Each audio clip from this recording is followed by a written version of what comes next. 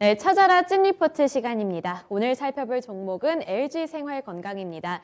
메리츠증권의 리포트 내용이고요. 제목은 불편한 현실입니다. 투자 의견은 보유지만 하향했고요. 목표 주가는 120만 원으로 하향 조정했습니다. 현재 주가부터 먼저 살펴보시죠. 현재 주가 살펴보시면 13% 넘게 급락하고 있습니다. 95만 4천 원 선까지 떨어졌고요. 오늘 거래량이 몰리고 있는데 외국인의 수급도 눈에 띄게 빠져나가고 있습니다. JP모건과 모건스탠리 등 외국계 증권사들도 매도 우위를 기록하고 있는데요. 국내 증권가에서는 어떻게 분석하고 있을지 포인트 통해서 짚어보도록 하겠습니다. 먼저 첫 번째 포인트입니다. 부진한 연결 실적과 화장품의 역성장을 짚어줬는데요. LG생활건강의 지난해 4분기 실적이 부진할 것이라고 전망했습니다. 자세한 내용 면밀하게 살펴보겠습니다.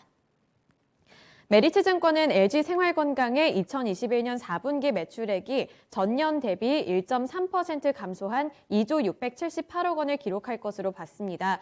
영업이익은 2,463억 원을 기록할 것으로 전망했는데요. 이번 실적 부진은 화장품이 주도할 것이라는 분석입니다. 화장품의 실적 전망 내용을 살펴보시면 매출액은 5.1% 감소한 1조 2,576억 원, 영업이익은 2,100억 원으로 추정했습니다. 면세의 경우에는 할인 기피 현상으로 인해 전년 대비 13.3% 감소하면서 부진했지만 중국의 광군제 효과로 인해 중국 시장에서는 나쁘지 않았다는데요. 중국에서는 11.6% 증가하면서 전년 대비 견조한 모습을 보였습니다. 하지만 부진했던 면세 실적으로 인해서 이 감익폭을 키워나갈 것이라는 분석을 제시했는데요. 코로나로 인해 타격을 받았던 화장품 실적이 중국 시장에서는 광군제 영향을 받아서 괜찮은 실적을 보여줬지만 여전히 여행에는 제약이 걸리면서 면세에서 실적이 깎아내려지는 모습을 기록했다는 평가를 내놨습니다. 이 부분이 4분기 실적에서 가장 큰 영향을 줄 것이라는 분석이었는데요. 전반적으로 우려감이 퍼지고 있는데 이 목표 주가는 왜 줄줄이 하향 조정이 되었는지 이 부분까지 포인트 통해서 짚어보도록 하겠습니다. 네, 두 번째 포인트입니다. 업종 전반에 먹구름이 끼었고 그로 인해서 투자 의견은 보유로 목표 주가는 하향한다는 평가였습니다. 포인트 내용 짚어보시면 전반적인 업종 분위기가 좋지 않았기 때문에 투자 의견은 보유하라고 했지만 목표 주가는 하향 조정을 한 건데요. 업종 전반에 들이운 먹구름이 쉽사리 없어지지 않을 것이라고 평가했습니다. 따라서 보수적인 관점으로 접근하기를 권고했는데 시장 분석에서는 중국 화장품 시장은 단기적으로 봤을 때는 엽기적 부담이 있다고 봤고요. 중장기적 관점으로 봤을 때는 저성장 국면에 진입할 것으로 내다봤습니다. 또 유통 채널 부분도 분석을 했는데요. 면세점이 막히면서 주요 유통 채널이 면세점에서 중국 현지 판매로 옮겨졌습니다. 이로 인해서 수익성이 훼손될 것으로 봤는데요. 면세의 경우에는 중국 규제 강화로 인해서 영업이 위축되고 인당 구매액이 줄어들 것으로 보이는 가운데 코로나 장기화가 관광객 매출 반등을 지연시키고 있다는 분석입니다. 그나마 견조해 보였던 중국 현지 시장의 경우에도 경쟁 심화로 인해 단가가 내려가게 되고 왕홍 의존도가 높아짐에 따라 추가 비용은 상승할 것으로 내다봤습니다. 왕홍을 통해 거래하게 되면은 알선 수수료 부담이 확대되기 때문인데요. 이러한 부담감이 계속될 것으로 보고 있었습니다. 또 시진핑 국가주석이 주도하고 있는 홍색 정풍 운동의 후폭풍도 무시하지 못할 것이라고 분석했습니다.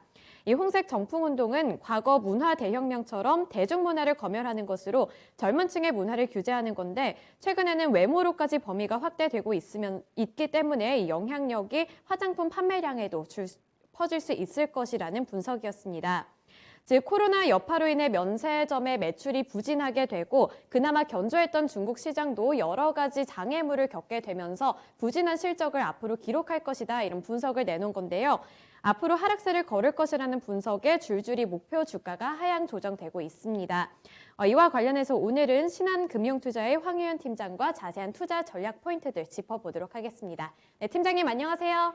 네, 안녕하십니까. 황현입니다. 네, 오늘 LG생활건강의 주가가 10% 넘게 급락하고 있습니다. 리포트 내용 보시면 화장품이 주도한 실적 부진이고 앞으로 이런 실적 부진이 이어질 것이다 이런 전망을 제시했는데요. 팀장님께서는 어떻게 보고 계신가요? 오늘 뭐 화장품 섹터들 좋지 않은 부분 계속입니다. 화장품 부진이 그나마 작년에 이제 광군제에서 좀 기대를 했었던 부분들이긴 한데 그 이후에 사실 뭐 특별한 단기 모멘텀으로만 작용을 했고 그 이후에 특별한 실적을 내지 못했다 보니까 오늘 뭐 LG생활건강뿐만 아니라 다른 대형 화장품 회사들도 마찬가지로 좀 좋지 않은 뭐 흐름을 이어가고 있습니다. 특히 LG생활건강 같은 경우에는 일단 말씀하셨던 왕홍에 대한 부정적인 그 제재들이 좀 실적에 주가에 좀 미칠 것 같고요. 그리고 그동안 LG생활건강을 계속 실적을 견인해 왔던 후 브랜드도 성장이 좀 둔화가 되는 모습들을 계속 보여주고 있고, 그리고 그 뒤를 위해서 세컨드 브랜드 또는 그 이어져서 나갈 브랜드들이 있어야 하는데 그러지 못했다는 점에 대해서는 좋지 않은 영향이 좀 있는 것 같아요. 그래서 지금 LG생활건강뿐만 아니라 다른 우리나라 화장품 회사들이 좀 크게 성장해 나가려면 단기적으로 뭐 2014년도, 2013년, 14년 그때 한류 열풍을 타고 화장품 주식들이 엄청 올랐었는데 그때 이상으로 주가의 영광을 재현을 하려면 중국 말고 다른 섹터들에 대해서 계속 발굴을 좀 해야 되는 부분들이 좀 필요할 거라고 봅니다. 근데 이 부분들이 쉽지 않은 부분들이고 단기적으로도 중국에서도 업황이라던가 중국 화장품 산업 자체에서도 경쟁이 계속 심화되고 있다는 분석들이 굉장히 좀 많이 나오고 있기 때문에 중장기 저성장이라는 전망까지도 나오고 있기 때문에 이런 부분들에서 계속적으로 악재로 작용할 수밖에 없을 것 같습니다. 네, 좋은 말 해드릴 수가 별로 없네요.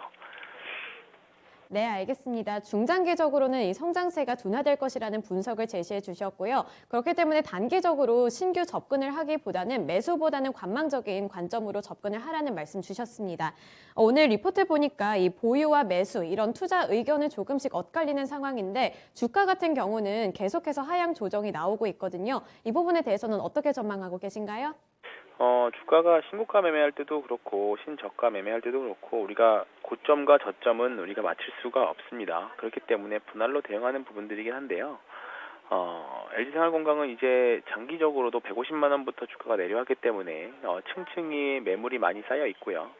업황이 개선된다 또는 실적이 개선된다는 전제 조건 하에 반등이 나오지 않는다라고 하면 그 부담들은 계속 저항으로 작용을 할 겁니다. 그래서 굳이 제 생각으로는 추가 매수도 단순하게 주가가 많이 손실이 나서 추가 매수를 하시기보다는 그 자금으로 다른 섹터 내에서 지금 좋아지고 있는 섹터 내에서 매매를 하시는 게 훨씬 더 좋을 것 같고요. 일단 당분간은 손절을 못 하시겠다라고 하시면 일단은 관망의 자세를 취하시고 사실 지금 가격 정도면 사실 손절의 라인도 많이 지난 걸로 보이거든요. 근데 이제 결단을 각자 좀 하셔서 비중 축소라던가 또는 관망의 자세를 일단은 좀 당분간은 바라보셔야 될 것 같습니다. 네, 알겠습니다. 지금 현재로서는 이 업계의 분위기가 좋지 않기 때문에 지금 당장 뭐 매수를 하거나 접근을 하기보다는 관망적인 태도를 유지하는 게 좋을 것 같습니다. 이 부분 잘 참고하셔서 투자 전략에 반영하시면 좋을 것 같습니다. 오늘 말씀 고맙습니다. 네, 고맙습니다. 네, 지금까지 찾아라 찐 리포트 시간이었습니다.